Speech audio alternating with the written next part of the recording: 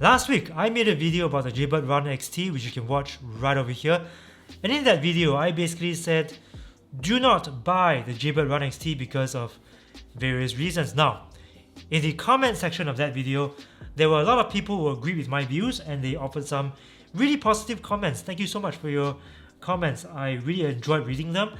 And there were also quite a few other people who disagreed with my views, but in very loud and harsh ways. Comments like, this video was such a waste of time, he didn't have the earbuds, how can he review them, so dumb? And other comments like, how do you recommend not buying them if you don't even have the headphones to test them out? Okay, first of all, this video was not meant to be a review. It was a commentary based on something that I feel strongly about. News just got out, so I went to the website to check for more information, got the information I needed, didn't like what I saw, so I came to warn you guys about spending $180 on this pair of earbuds in 2019. Come to think of it, wasn't it like a public service announcement of sorts? Like, don't drink and drive, or do whatever you want, but don't get caught. Wait.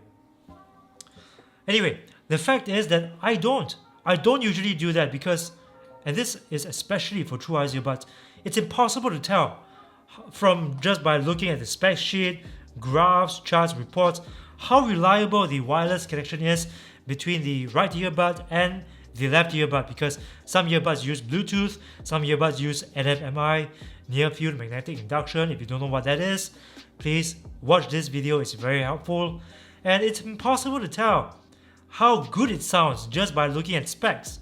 So that's why I don't. But this is a special case because how reliable its wireless connection is, how good it sounds compared to the last model, these are not the reasons why I won't recommend buying the Jaybird Run XT. In fact, that was exactly what I said in this video. Now I don't know if the Run XT is going to sound better than the Jaybird Run. It's impossible to tell just by looking at the specs whether Jaybird has taken steps to rectify the issues that people are having about the Run's sound quality. But from what I can see here, this Run XT is basically the same as the Jaybird Run in every conceivable way, except for the fact that it's waterproof. To summarize the video I made last week, the reasons why I won't recommend buying the Run XT is because it still doesn't support aptX or AAC codec. So when you're watching videos, and I'm very big into videos, you will still get that audio video lag that is particularly bothersome with True Wireless earbuds. Reason number 2, it's 2019 and it still doesn't support Bluetooth 5.0, which a lot of other earbuds in the market now support at much lower price points. So there's really no excuse for Jaybird not to have Bluetooth 5 in the latest version of the Run. A total of 12 hours of battery life, 4 hours on a single charge. In 2017 it was acceptable, in 2018 maybe lacking a bit because of the JBL Free, which has like 24 hours of juice, 5 chargers in the case. Awesome. By 2019 it's unacceptable because so many True Wireless buds out there, they last longer on a single charge, have more chargers in the case, and cost less than the Jaybird Run XT. And it still uses a micro USB charging. It's 2019. I'm expecting all the new releases in 2019 to support USB-C. If not, wireless charging. Okay?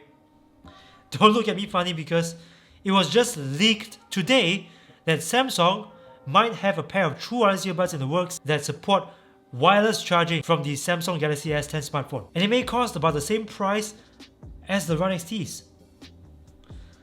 So it wasn't my intention to bash the Run XTs just for the sake of it, okay? I apologize if I made it seem that way when I made the video. But when Jaybird is clearly not paying attention to what's available out there in the market right now at much lower price points, and they're simply recycling or repackaging an older product, maybe giving it a new splash of paint, and then selling it at the same price point, you gotta wonder, why are they doing this? Is it because of ignorance? Because if so, hey Jaybird, I'm your guy, I'm your man. You know, I can be your consultant, I can help you to make the best True Wireless earbuds in the market right now, as long as you have the money to pay me, okay? Alright, enough of that.